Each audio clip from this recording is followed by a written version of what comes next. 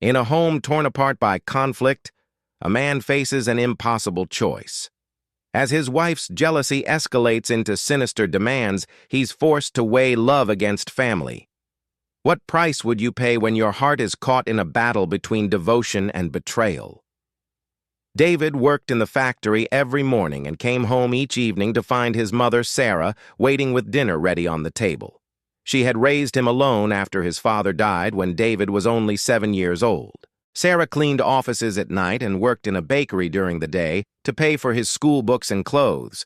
She saved every coin she earned so David could finish his education and find a good job.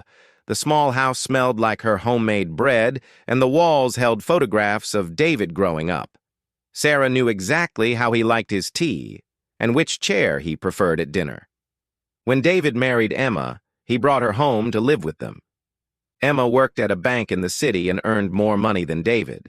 She wore expensive dresses and carried a leather bag to work each morning. Sarah welcomed her new daughter-in-law with fresh flowers in the guest room and Emma's favorite meal on her first night. Both women smiled politely and spoke kindly to each other for the first few weeks. Emma thanked Sarah for cooking, and Sarah complimented Emma's beautiful hair. They sat together in the evening and talked about David's childhood and Emma's job at the bank. Sarah showed Emma old photographs, and Emma shared stories about her office. David watched them laugh together and felt proud that his two favorite women liked each other. But small problems started appearing like cracks in a wall. Sarah cooked vegetables until they were soft, while Emma preferred them crisp and fresh. Sarah washed clothes by hand and hung them outside, while Emma wanted to use the washing machine and dryer. Sarah believed wives should stay home with children, while Emma planned to continue working after having babies. These differences seemed small at first, but they grew bigger each day. The first real fight happened when Emma moved the pots and pans to different shelves in the kitchen. Sarah came home from work and couldn't find anything she needed. "Why did you move my things?" Sarah asked. "I was just organizing," Emma replied. Sarah's voice became sharp. "This is my kitchen. I've cooked here for 20 years. Emma's face turned red. "I live here too. I should be able to arrange things." Sarah began giving Emma advice about how to be a good wife. "David likes his shirts ironed this way," she would say. "You should cook his eggs longer," she would suggest. Emma felt like Sarah watched her every move and criticized everything she did. "I know how to take care of my husband," Emma finally snapped. Sarah felt hurt and confused. "I'm only trying to help," she said quietly. David came home from work to find the two women sitting in different rooms. Sarah would be in the kitchen with red eyes from crying. Emma would be in the bedroom reading a book with her jaw clenched tight. Dinner became uncomfortable with long silences and cold looks across the table. Sarah would comment that the food tasted different when Emma cooked it. Emma would mention that modern wives didn't spend all day in the kitchen. David tried to make jokes to lighten the mood, but nobody laughed. He suggested they watch television together, but Sarah would find excuses to go to bed early. Emma started working late at the bank to avoid coming home for dinner. When she did come home, she spoke only to David and ignored Sarah completely. David's stomach hurt when he thought about going home each evening.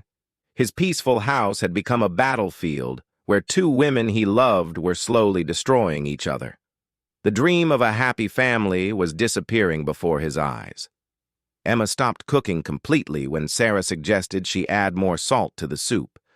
"Fine, cook it yourself," Emma said, and walked away from the stove. Sarah stood alone in the kitchen, staring at the half-prepared meal. When Sarah offered to show Emma how to fold David's work shirts properly, Emma threw the clothes on the bed. "I don't need your help with anything," she declared. The house became divided with Emma, refusing to participate in any household task that might invite Sarah's input. Sarah felt her heart break as Emma rejected the special Sunday cake recipe that Sarah's own mother had taught her 50 years ago. "We don't need such heavy desserts," Emma said dismissively.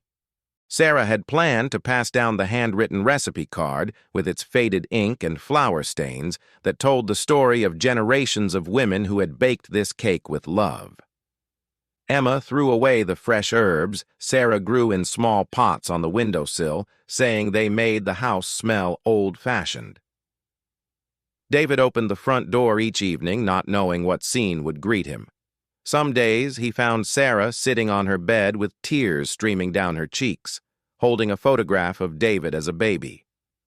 Other days, Emma would pace through the rooms, slamming cabinet doors and muttering angry words under her breath. David felt like he was walking through a minefield where any word might trigger an explosion. Emma began leaving for work before sunrise and returning after midnight. She ate dinner at restaurants near her office and spent weekends at her sister's house. "I need space," she told David when he asked why she avoided coming home. David sat at the dinner table with only his mother for company, watching Sarah push food around her plate without eating. The empty chair where Emma used to sit seemed to grow larger each night. The explosion came on a Tuesday evening when Sarah was dusting the living room shelves. Her shaking hands knocked over Emma's crystal vase that cost $300. The vase shattered into dozens of pieces on the hardwood floor. Emma heard the crash from upstairs and came running down. She saw the broken glass, and her face went white, then red with rage. "You did that on purpose!" Emma screamed. Sarah knelt on the floor, trying to gather the sharp pieces with her bare hands. "It was an accident, I'm sorry," Sarah whispered. Emma's voice rose higher. "You hate me, you want to destroy everything I have. You can't stand that David chose me instead of staying your little boy forever." Sarah began to cry as blood dripped from her fingers onto the broken glass. David came home to find Emma packing her clothes into suitcases. "I can't live like this anymore," Emma sobbed. "Your mother makes me feel like a stranger in my own home. She watches everything I do. She criticizes how I cook, how I clean, how I dress." David reached for her hands, but Emma pulled away. "I feel like I'm suffocating in this house, David. I need to breathe." Emma wiped her tears and looked directly into David's eyes. "You have to choose David, me or her, but not both of us anymore." Her voice became quiet and dangerous. "Send her to that nice nursing home on Maple Street. She'll be safe there, and we can finally start our real life together." David stared at his wife in shock. Emma continued talking as if she was discussing what to have for dinner. "She's old, David. She needs professional care. We're young, we have our whole lives ahead of us. We can travel and have children and build something beautiful together." That night, David lay awake staring at the ceiling. In the next room, his mother cried softly into her pillow, while downstairs Emma slept on the couch with her suitcases packed and ready by the door. David looked at Emma's packed suitcases and shook his head slowly. "No, Emma, I won't send my mother away." Emma's face turned pale. "Then you're choosing her over me," she said. David nodded. "I'm choosing the woman who never asked me to hurt someone else to prove my love." Emma left that morning and never returned. Sarah unpacked her son's shirts and made his favorite dinner.